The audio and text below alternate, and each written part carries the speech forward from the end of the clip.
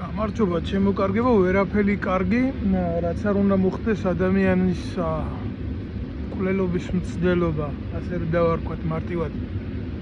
არ უნდა გაგიხარდეს კაც, ვინც არ უნდა იყოს, საუბარი მაქვს ქოცი რო არის, თორნიკე რიჟვაძე.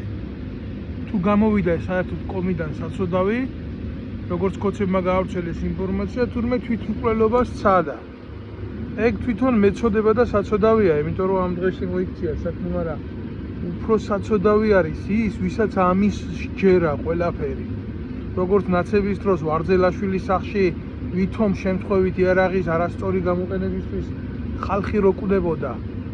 აი ისეთი ვარიანტია ეს თურმე რიჟვაძე ამ სახლში, სადაც საზღვაო დეპარტამენტის უფროსის ხელმძღვანელის რაღაცა თემა იყო.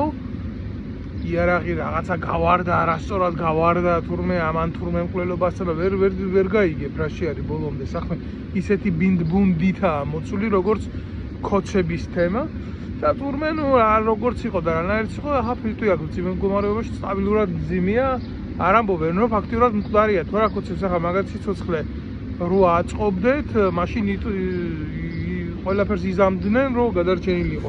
აქამდე არ მივიდოდა საქმე ამას ხულის ხო, მაგრამ სინამდვილეში იქ არის ნარკოტიკების თემა, ზღვაზე არის ჩვეულებრივი ტრაფიკი, საქართველოს საზღვაო სივრცეს, როგორც სახმელეთო სივრცეს იყენებენ ნარკოტიკისთვის, განსაკუთრებით იყენებენ საზღვაო სივრცეს, ასევე ოკუპირებულ ტერიტორიებთან არალეგალური კონტაქტი არის.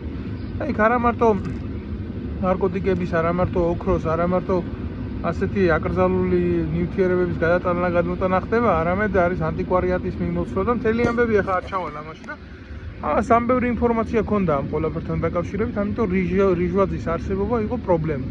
იმიტომ რომ დებილი არის, ასე ვიტყვი ახლა მაინც თუ ჯერ არ გარდაცვლილა, იმიტომ მიცვალებულზე მე არაფერს არ ამბობენ, მაგრამ დიდი ეჭვი მაქვს რაღაცა მაგან გაატანოს რა. არ უნდა გაატანოს, იმიტომ ქოცებს არ აწყობთ მაგათი სიცოცხლე, იმიტომ დებილი ბევრს ლაპარაკობს. ესეთი აქ ჩვევა რეგვენს.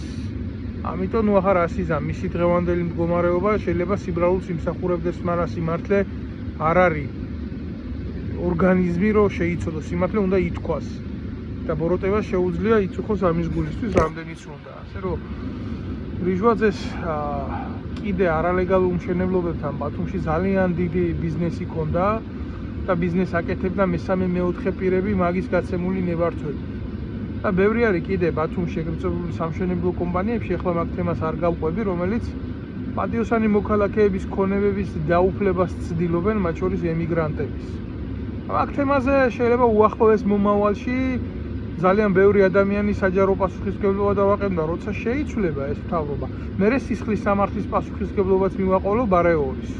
ზოგს როგონია ოჯახის წევრი რომ მთავრობაში ყავს და თავი რო გარანტირებულად მიაჩნია.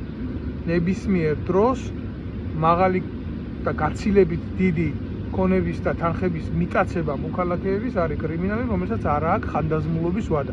ეს უბრალოდ თქვენთვის ცნობადი რო იყოს, რომ გაიგონოთ და იქ ემიგრანტებისთვის ქონების წართმევა კიდე და მცდელობა მაგისი და მაგაში ტრივიალური ჩართვა, რომელშიც რიჟვაძე იყო მონაწილე, თანამონაწილე პირველი, ერთ-ერთი თუ შემოქმედი არა მაგ საქმის, და მთავარი ფაქტი იქნება და ერთ სისხლის სამართლის საქმით გამოვა, როდესაც ეს ხელისუფლება შეიცვლება.